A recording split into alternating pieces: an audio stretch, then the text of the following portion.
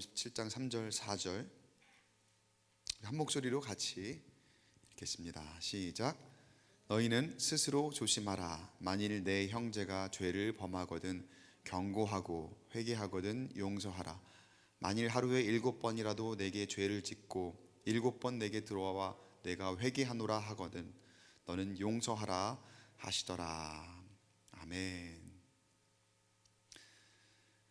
사람 사이에 살다 보면 이 관계가 틀어지는 때가 있습니다. 뭐 비일비재하게 아마 겪을 거예요. 우리가 많이 얽히고 사람들 관계들이 많이 있다 보니까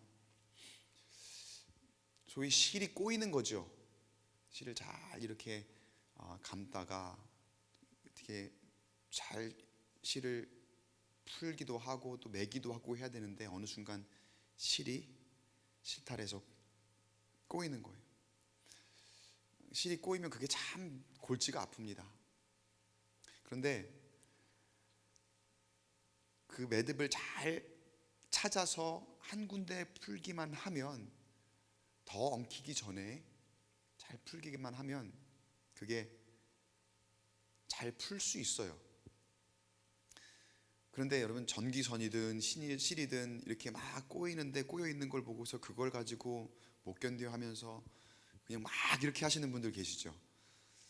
제가 좀 그렇거든요. 그걸 차분히 잘 이렇게 풀어서 하나하나 이렇게 풀어 나가야 되는데 이거를 막 풀다가 조금 안 되면은 그냥 이제 승질이 나는 거죠. 그래갖고 막 이렇게 하다 보면 어떻게 됩니까? 그게 더 꼬이고 이상하게 참 그 되게 불가사의인 것 같아요. 실이 꼬이고 그 전기선이 꼬이는 거는 나중에 풀다 보면은 이게 어떻게 이렇게 꼬였지? 라는 그런 생각이 들 만큼 야 어떻게 진짜 이렇게 꼬이는 것도 신기하다라고 생각이 들 만큼 참 이해하기 어려운 그런 때가 많이 있습니다. 근데 결국에 만약에 그 실을 풀 수가 없는 지경이라고 내가 생각이 된다면요, 내 생각에 어떻게 해야 됩니까?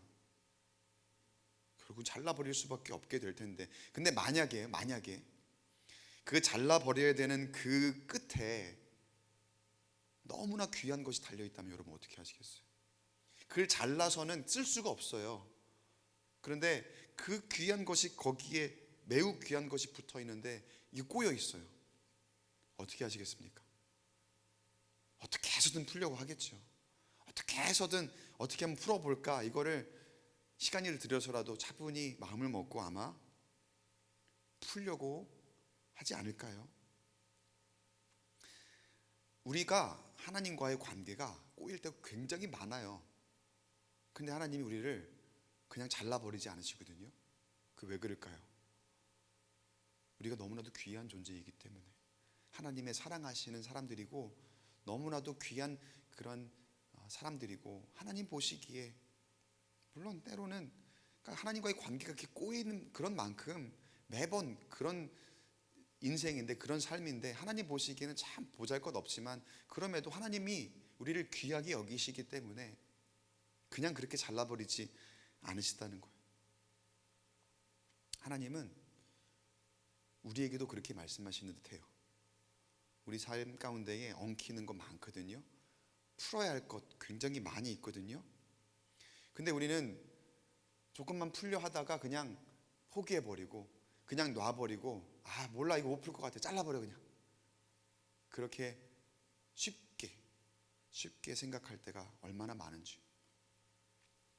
사람과의 관계인데 그 사람과의 관계를 그냥 잘라버려도 괜찮다고 생각하고, 그냥 더 이상 나는 안 보면 돼, 안 풀어도 괜찮아 라고 그렇게 생각하며 그냥 거기서 끝내려 하지만, 내가 볼 때는 그렇게 귀하지 않은 것 같다고 여기는 것을 하나님 보시기에는, 하나님 뭐라고 말씀하시는 듯 하냐면요, 그거 잘라버리면 안 되는데, 그거 굉장히 귀한 건데, 그 사람과의 관계, 그 사람 나한테는 너무나 소중한 사람이고 너무나도 귀한 존재인데 그거 네가 잘라버리려고 하면 어떡하니?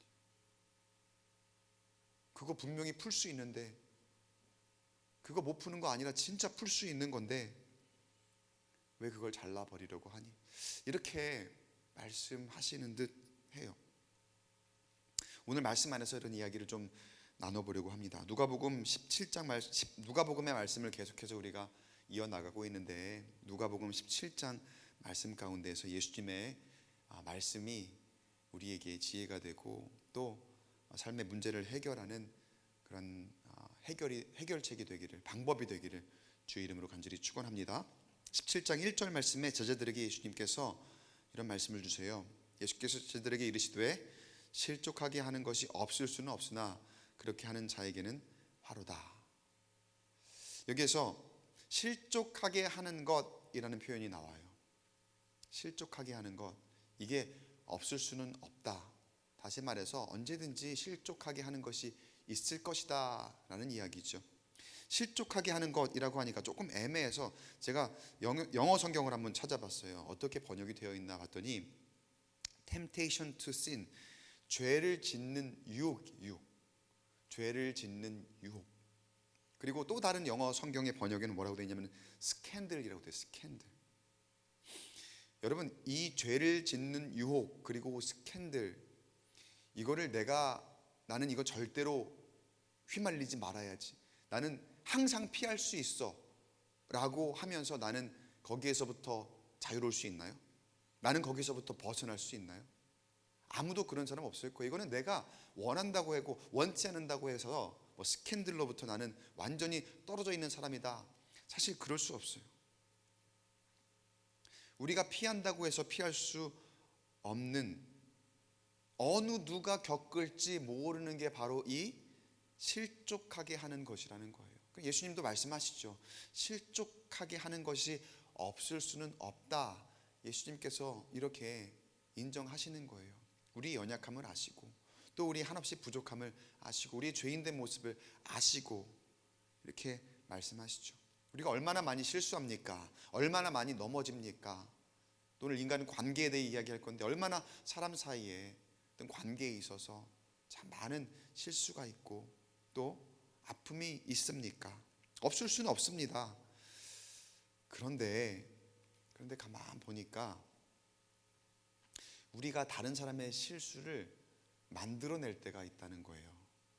다시 말해서 어떤 사람으로 하여금 죄 짓게 만들기도 하더라는 거예요. 그것 자체가 엄청난 죄지요, 주님 보시기에. 그런데 우리가 그런 실수를 늘 저지르고 있어요. 그리고 주님 보시기에는 그게 안 되는 일, 그거는 진짜 나쁜 일이라고 예수님께서 여기에서 말씀하셔요. 근데 거기로부터도 우리가 때로는 보면 자유롭지 못할 때가 있어요.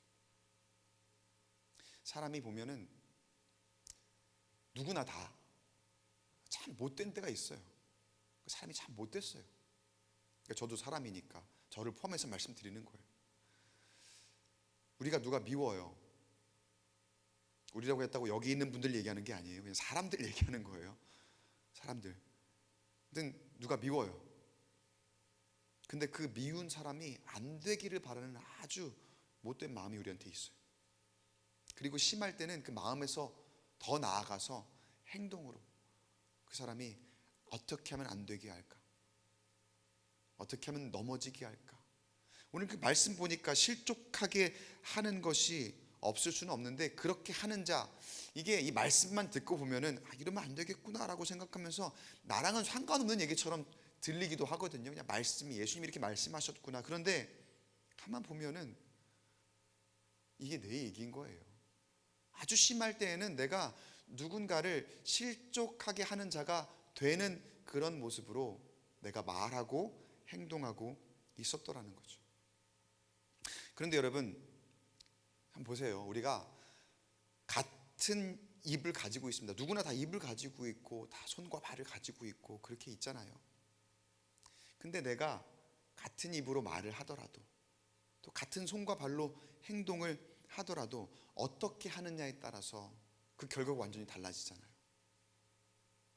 같은 입으로 말을 하지만 때로는 그게 칭찬이 되기도 하고 또 위로가 되기도 하는 반면에, 분명히 내 같은 입에서 내 입술로 말을 하는데 그게 때로는 어떻습니까? 그게 비난이기도 하고 때로는 욕설이 나오기도 하고 때로는 정죄가 되기도 하고 저주가 되기도 하고 그렇지 않습니까? 같은 손으로 여러분 만약에 이렇게 살살 쓰다듬고 부드럽게 터치한다고 생각해 보세요. 그건 뭡니까? 그거는 위로죠. 그거는 평안을 전하는 것이고, 또 그거는 사랑을 전하는 것이고, 그렇게 다가올 거 아니에요. 그런데 같은 손으로 어떻게 내가 압력을 가하고, 또 이게 사람이 미묘해요. 가볍게 한다고 해서 똑같은 위로가 아니에요. 이 사람의 이 터치가 얼마나 미묘한가 하면은요, 그 마음이 전달이 되는 것 같아요. 만약에 그 마음에 음욕을 품어요. 그리고서 가볍게 터치하면 그게 뭐가 되는 거예요? 추행이 되는 거예요. 기가 막히게 사람의 감정과 이런 터치 같은 것들이 교감이 되고 전달이 되는 것들이 정말 미묘한 것 같아요.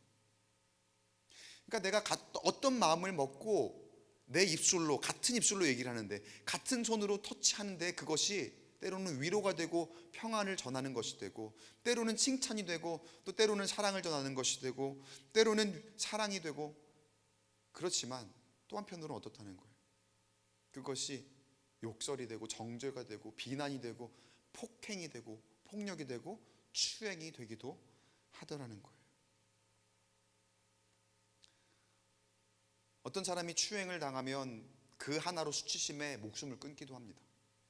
어떤 사람이 내 말 한마디에 상처를 받으면 그것 하나로 그 마음이 너무나도 심하게 힘들어서 그러니까 심하게 가면, 극단적으로 가면 목숨을 끊기도 하는 그런 결과를 보게 돼요.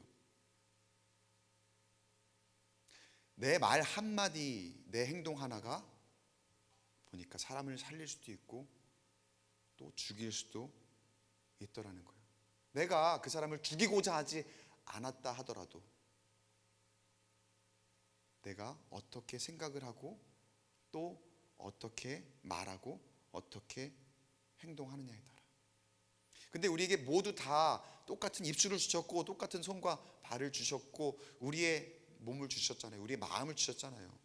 근데 그것으로 죽일 수도 있고 살릴 수도 있다면 여러분 기왕이면 살려야 되지 않겠습니까? 하나님 우리를 죽이라고 하시겠습니까? 살리라고 하시겠습니까? 살려야 하지 않겠습니까? 내 말 한마디가 사람을 살릴 수 있다면, 내 가벼운 손길 하나가, 내 발걸음 하나가 사람을 살릴 수 있다면 당연히 살려야 되지 않을까요? 그런데 예수님 보시기에 제자들도 그렇고 사람들도 그렇고 또 우리도 그렇고 보니까 너무 조심하지 않더라는 거예요. 너무 나만 생각하고, 그리고 예수를 믿는 사람들인데, 하나님 나라를 추구하는 사람들인데, 하나님의 자녀들이고 하늘의 백성들인데 조심하는 것이 없다. 제자들에게 말씀을 하시는 게 3절이에요. 3절 말씀 우리 같이 한번 한 목소리로 읽어볼까요? 시작. 너희는 스스로 조심하라. 만일 내 형제가 죄를 범하거든 경고하고 회개하거든 용서하라. 자, 여기에 공의와 사랑의 예수님의 속성, 하나님의 속성이 드러나는 대목이에요. 우리로 하여금 내 말과 내 행동 이런 것들을 조심하라 말씀하시면서 분명히 죄를 범하거든 경고하라고는 말씀을 하십니다. 근데 이걸 이해를 잘해야 돼요. 이게 내 생각과 맞지 않으니까 그거 잘못됐다고 지적하라는 것이 아니라, 우리가 얼만큼 그러니까 말씀으로 충만한지, 우리가 얼만큼 성경 말씀을 지니고 다니고 하나님의 말씀을 이해하고 잘 알고 있는지 여기서 딱 드러나는 대목이거든요. 그 말씀대로 행하지 못하고 그 말씀대로 행하지 못했을 때에 드러나는 그런 죄의 부분에 대해서 우리가 공동체 안에서나 그리고 하나님이 주시는 감동 안에서 때로는 경고할 때도 있어야 된다는 거죠. 견책하고 또 때로는 권면하고 뭐 그런 것들이 있어야 된다고 말씀하시는 거예요. 그러니까 다시 말해서 이거는 어디까지나 살리기 위한 방법인 거예요. 바르게 서기 위함, 공동체 안에서도 바르게 세우기 위함인 것이지 절대로 죽이기 위한 것이 아니라는 거예요. 그리고 거기에 덧붙여서 이어서 이야기하는 것은 회개하거든 용서하라. 그러니까 분명히 죄는 죄라고 짚어줘야 된다, 주님 말씀을 하십니다.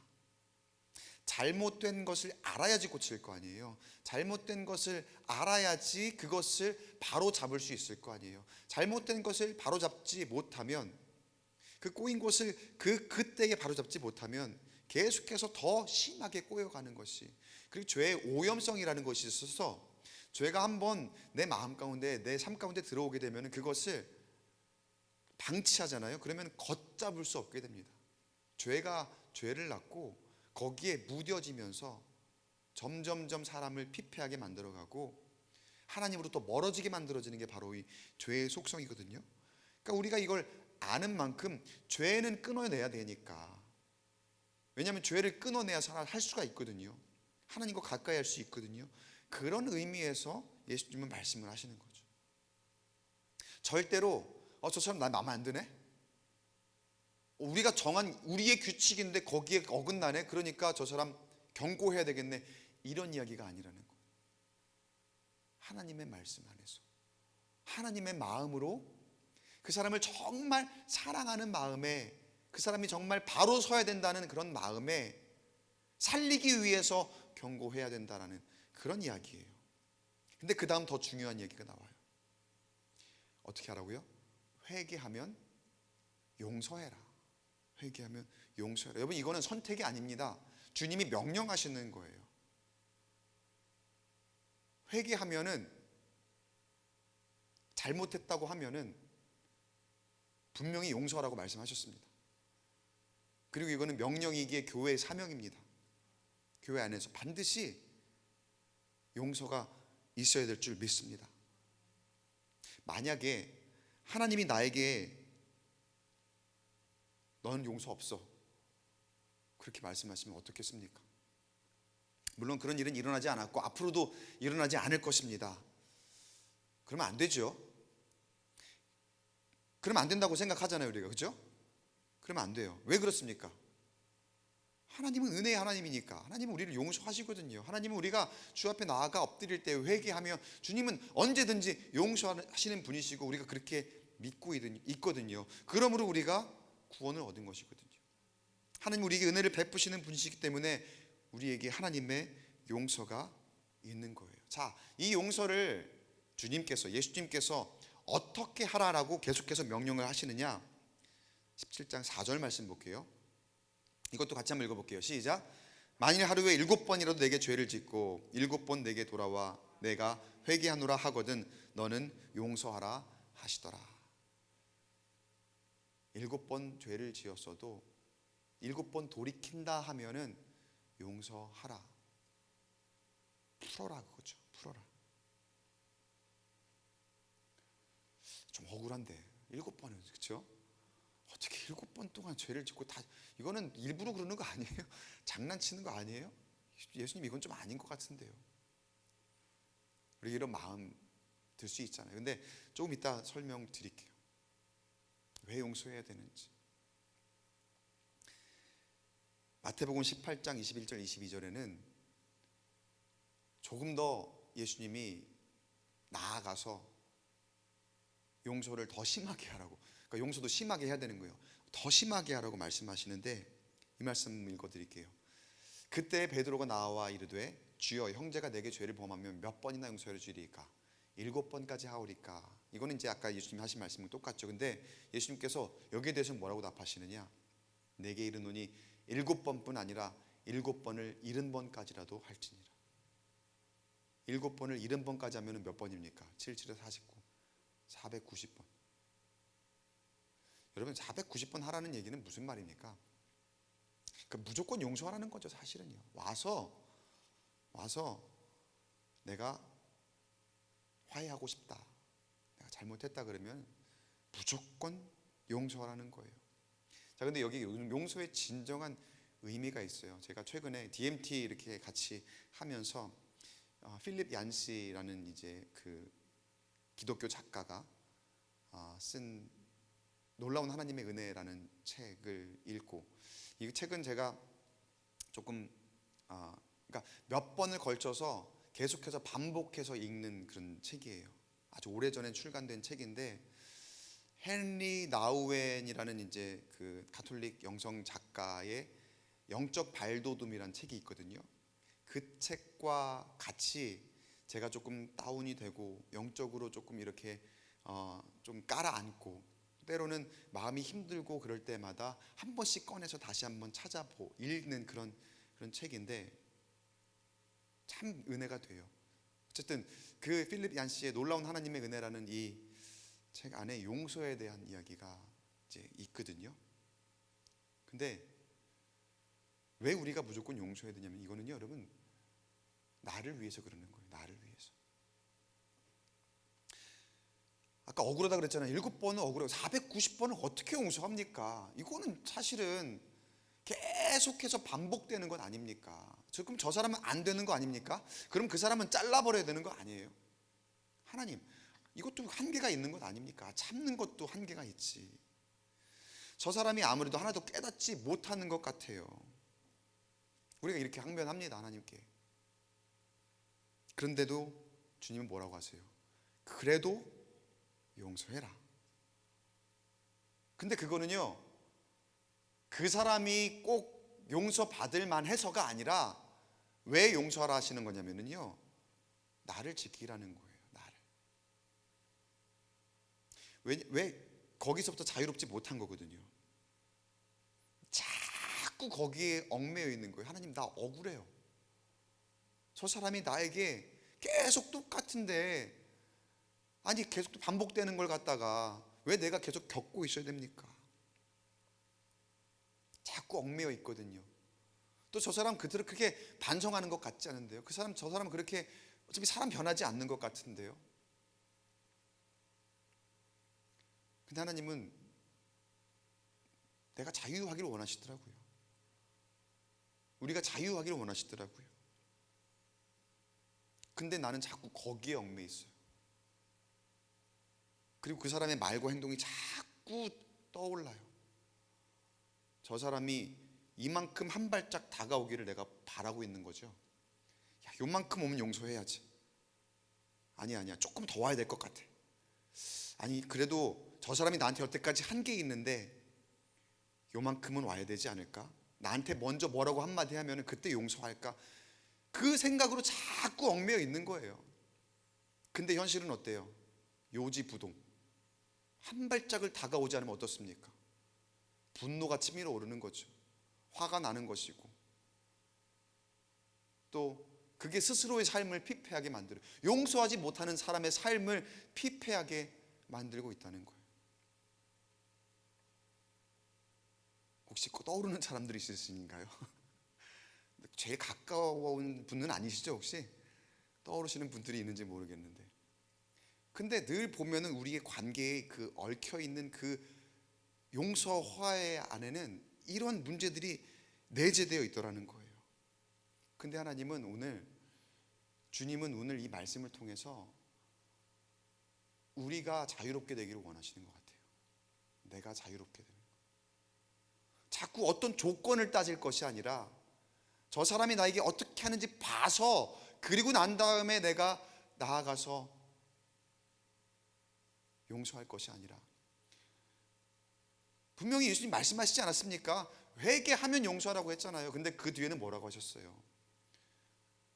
7번을 70번이라도, 그거는 무조건 하라는 말씀이거든요. 여러분, 얽매여 있으면은 그게 자꾸 나를 점점 더 깊은 수렁에 빠지게 합니다. 얽혀 있는 것이, 꼬여 있는 것이 한 번 꼬이기 시작하면 그게 점점 더 심하게 꼬이면 꼬였지, 그걸 풀지 않으려 하잖아요. 그거를 매듭을 찾으려 하지 않으면은, 그러면 그거는 결국은 나중에 잘라 버릴 수밖에 없구나 라고 포기하게 되는 그런 지경에까지 이르게 되더라는 거예요. 근데 하나님은 뭐라고 하신다고요? 그거 분명히 풀 수 있는데, 여기 풀 수 있는데, 이렇게 말씀하시는 거예요. 여러분, 화해의 시작은 용서입니다. 우리가 복수함으로 화해할 수 있다고 여기면 안 됩니다. 세상의 방식은 그럴지 몰라요. 세상의 정의라고 하는 것은 그럴지 몰라요. 세상은 네가 벌을 받아야지, 죄를 진 만큼 벌을 받아야지, 그게 정의지. 그러고 난 다음에 화해가 이루어지는 것 아니냐. 세상은 그렇게 세상적인 원리로 이야기할 수 있겠지만 예수님 하나님 말씀하신 진정한 화해는 용서에서부터 시작한다는 사실을 기억하시길 바랍니다. 그리고 그 용서에는 어느 정도 희생이 있기 마련입니다. 하나님과 우리가 화목하게 됐죠. 우리는 죄인인데 우리는 어쩌면 그 매듭이 꼬여 있어서 끊어버릴 수밖에 없는 그러한 사람들일 거예요. 우리의 형편은 그래요. 그런데 하나님은 그 매듭을 풀고자 하셨습니다. 그리고 그 매듭을 푸는 데에는 하나님의 용서가 있었기에 가능한 줄 믿습니다. 그리고 예수님의 희생이 있었기 때문에 우리가 하나님과 화목하게 된 줄 믿습니다. 그 화목이란 단어가 화해랑 같은 뜻이에요. 같은 단어예요. 우리가 화해를 굉장히 가볍게 그 뜻을 생각하는데 원래 화해라는 단어 영어로 reconciliation이거든요. 그 reconciliation이라는 이 단어는요 원래는 신학적인 용어입니다. 하나님과 우리 사이에 화목해 됨, 그 화목을 뜻하는 단어가 바로 그 reconciliation이거든요. 여러분, 우리가 하나님과의 화목을 이루었어요. 하나님이 우리와 화해를 하셨다는 거예요. 근데 내가 뭘 잘해서가 아니에요. 내가 뭘 뛰어나게 잘해서가 내 의지 그리고 내 공로, 그게 아니라 뭐라고요? 하나님의 용서 그리고 예수님의 희생, 그 사랑이 있었기 때문에 나를 그냥 끊어버린 것이 아니라 그 매듭을 풀고자 하시며 우리를 귀하다 여기시며 내가 사랑스럽지 않지만 나를 사랑한다 말씀하시며 나를 주님과 화목하도록 인도하시고 나를 품어주셨다는 거예요. 그 용서가 없으면, 그 희생이 없으면 화목은 없습니다. 그 화해는 없습니다. 그럼 우리는 영원히 끊어져 버려 죽을 수밖에 없는 거거든요. 우리가 그 은혜를 입었습니다. 그리고 그 은혜를 입은 우리에게 주님이 오늘 말씀을 통해서 화목하라, 화해하라, 용서하라 말씀하십니다. 자, 여러분, 누군가를 우리가 살릴 수도 있고 죽일 수 있다면 살려야 되겠습니까? 죽여야 되겠습니까?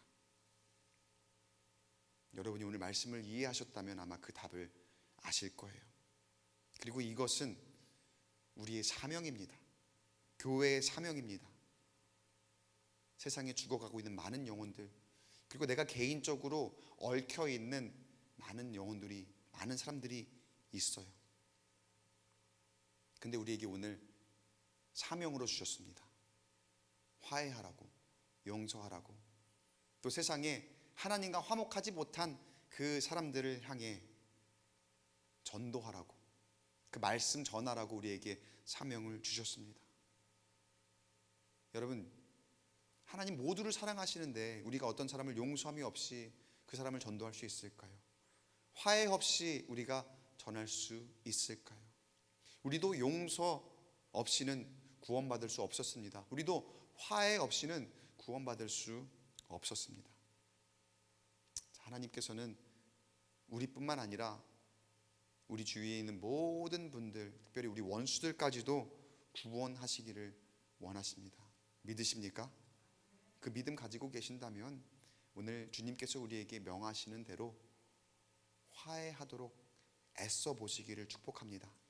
용서하도록, 그래서 여러분이 진정한 자유함을 누리도록, 거기에 얽혀 있어서 계속돼서 반복되는 그 분노와 계속돼서 반복되는 그 불안감과 또 아픔 가운데 여러분 스스로를 올가매지 마시고 계속해서 깊은 수렁으로 빠지지 마시고 훌훌 털어버리고 저 사람 용서하고 그렇게 자유함을 누림으로 하나님의 명령에 준행하고 또 그렇게 많은 사람들을 주 앞으로 인도하고 또 주님이 인도하시는 바 내가 내 입술과 내 말과 내 행동 모든 것을 인하여 사람을 살릴 수 있도록 쓰임받는 우리 모두가 되기를 주의 이름으로 간절히 축원합니다. 그래서 나를 용서하시는 것처럼 내 원수도 용서하기를 원하셔요. 그러면 나에게 용서해라 말씀하십니다. 화해해라 말씀하십니다. 바라기는 주님의 그 명령을 준행하여 은혜 안에 거하고 값없이 주신 은혜잖아요. 그 은혜 안에 날마다 거하고 또 그 은혜를 누리며 열매 맺는 우리 광교 꿈의 교회 성도 여러분이 되시기를 주의 이름으로 간절히 축원합니다.